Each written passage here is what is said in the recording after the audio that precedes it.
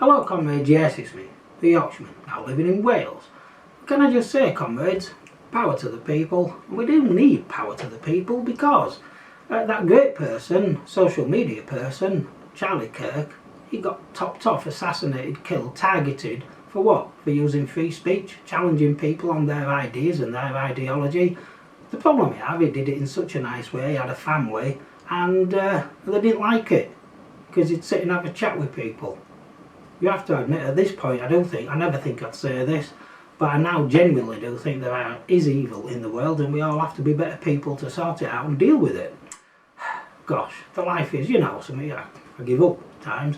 Anyway, back to my topic. I've got a list.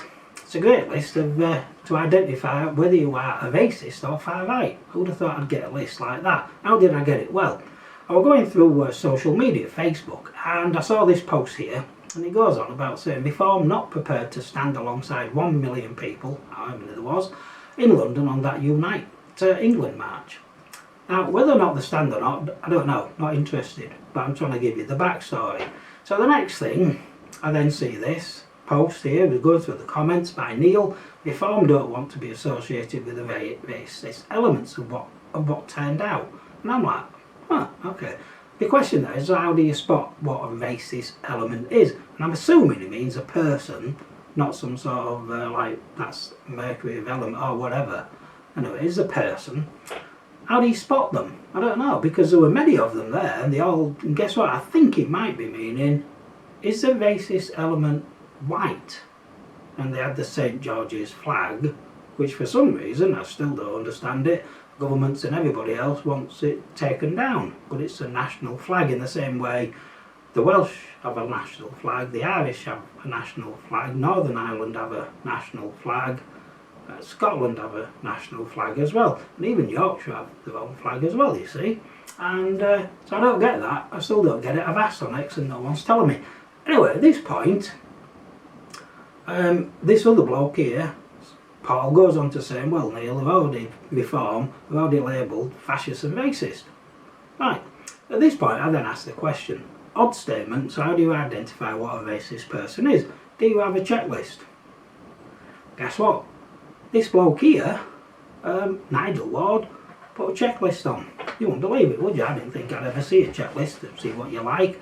I've seen many lists. I've seen lists of banned words which they used to put in the public sector. I never thought I'd see this list. So let's sort of go through it. It starts off by saying, and you can stop the slide but I don't want you to get bored, saying that someone can oppose, so you've got permission to oppose things now, illegal immigration, of concerns about border control, well tick, that's me, law enforcement. Now this is where it gets interesting because law enforcement is an American terminology. So this tells me straight away this list, or these lists, are not generated from the UK but they've come from somewhere else and they're imported in, so other people can just use them, post them and change them, but some people forget to change the wording. Resource pressures, so I can talk about resource pressures, which he's put in brackets as housing, NHS, schools, etc. That would just be the public sector. That's what I would have put, so this tells me there's something else going on. Or economic impacts. Now, straight away, whoever did this is, and he goes on to say, he doesn't understand because within the UK, the public sector takes so much money out of the economics of the UK, is they decide what the economics of the UK is like. Because they drain it. And the services are so poor now and so shoddy, it's just causing chaos. It then goes on to say you are allowed to argue about policy and legality, but not race. Oh, so this is really good. So this is telling you what you can talk about. That's tolerant, isn't it? However, from my point of view, because we have, I don't know what he means by race, but I'm going to say that's the illegal immigrants. So we have so many illegal immigrants coming in that are literally, over the many, many years they've been coming in, have put such a strain on the public sector that it's now crashing down. And that's causing a massive economic downturn, which I've seen. And other people are being displaced and can't access services. Right, so let's talk about the services. So I know that if an illegal immigrant is in a hotel, they get access to the dentist, the NHS services, they get a bit of pocket money, they get food and get all the bills paid. Right? However, interestingly enough, those in the prison get access to get access to exactly the same. They don't get much pocket money, but they still get fed and everything else. So why can't I talk about those as a group of people, regardless what race they are? I'm not bothered what race they are, they're still here illegally, yet the prisoners still get the same. So can I talk about the prisoners?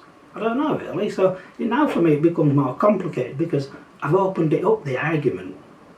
So if it's people from different races and they're in the hotel, then I have to say, well, it's that group of people. Now personally I'm not bothered about race, don't care where you come from, I always look at behaviours, right? And then he goes on to say opposition becomes racist if it's expressed in ways that. So now we've got a list which we have to then follow because it's compelled speech now, you see, and ideology. And you target people because of their race, ethnicity, religion, etc. We don't want X here. Sorry, but I only look at behaviour. If your behaviour is bad, I don't want you here. And I've said that many times in the areas I used to live in. I don't like your behaviour, go elsewhere. That's it. So let's not talk about race, talk about behaviours. Number 2, stereotypes, slurs or treat all migrants from certain countries. Now this is where it falls down because what they've said from certain countries, so by default that means other countries, which are unlisted, I can have a go at. So at number 2, this means whoever wrote this list literally is racist because they're not being consistent and they're not listing the countries we can have a go at. So it just shows, doesn't it, how bad these people are at trying to do things. Number 3, apply double standards. So being fine with illegal immigration from one group but not another. Well, to be honest, I don't want any group in, so I'm not racist. Good for that. And then it then goes on to say, where I have an issue is when immigration is blamed without evidence. Right, let me think.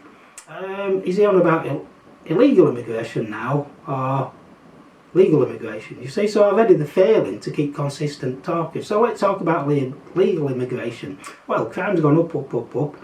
Sexual assaults have gone up, up, up, up, and everything's gone up. That's it. So I look at the evidence in front of me, I could do all the crime stats, and I think what you'd find is, yeah, there is an issue. And but I will agree with him on this. Successive governments have failed to tackle. I certainly agree with him. Conservatives, whoever it is, the combination, Conservatives, Lib Dems and the rest of it, and now the Labour Party, I agree, they've failed to tackle it, so we have something in common there, which is good. But he also says he can't find the evidence. I suggest you need to look a bit harder. At this point, we'll go on to see whether or not you're far right. This is handy, isn't it? So it also goes on at number 1, if you're a nationalist, so you like things like in Wales, don't forget, they have a policy which says we will promote the Welsh language and the Welsh culture, and that's written into all the policies. That means, according to this bloke here, that Wales is far right. Well, that's a shock, isn't it? Number 2, that you're anti-immigration, so you have strict limits, or you want strict limits on immigration. Well, that's me, yeah, I make no joke about that. I think we need to limit it all and control it until we get our house in order and see what's actually happening. So yeah, that would be me. And then this one I find interesting, number 3, authoritism. Support for strong law and order. Well, that's my hand up for that one. But the police force would have to get better and be more sensible, right? So there's a caveat for there. But yeah, I do want that. So that means I am far right. Surveillance. So if you want more surveillance, that means you're far right. But the surveillance industry, when it first started, came from Tony Blair, because he wanted ID cards and the rest of it. So I'm not far right, but the current Labour government, they're pushing for surveillance and ID cards once again. So Labour are far right, based on this list. You couldn't make it up, could you? And my warning to everybody is just don't have any ID, digital ID, even though they'll sell it as safety and convenience and it will control all sorts of things. Well, it's all a lie, don't do it. And then we go on to tough policing and reduced tolerance for dissent.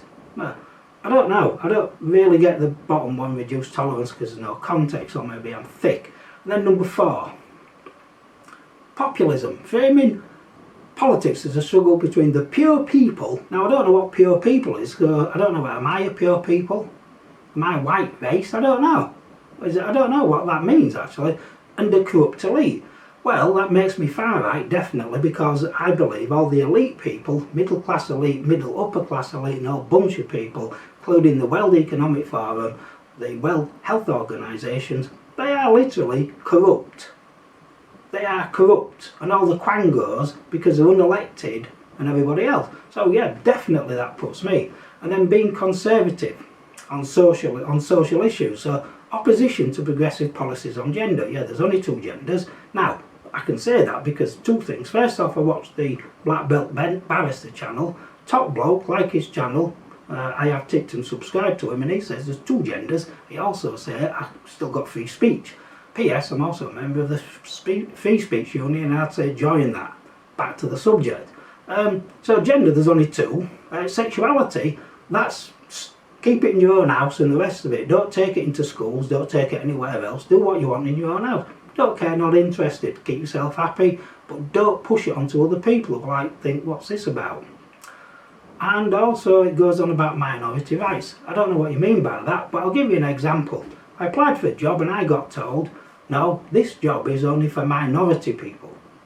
Yeah. So already I'm not far right because minority people have had more rights than me. So that, I mean far right, I don't know. And then being sceptic about the EU, and I'm taking that to mean the unelected bureaucrats in the EU and some of the EU leaders who, guess what, seem to want war. Why would you want war and watch people die and get killed, and for what? So that's me, so I'm definitely far right.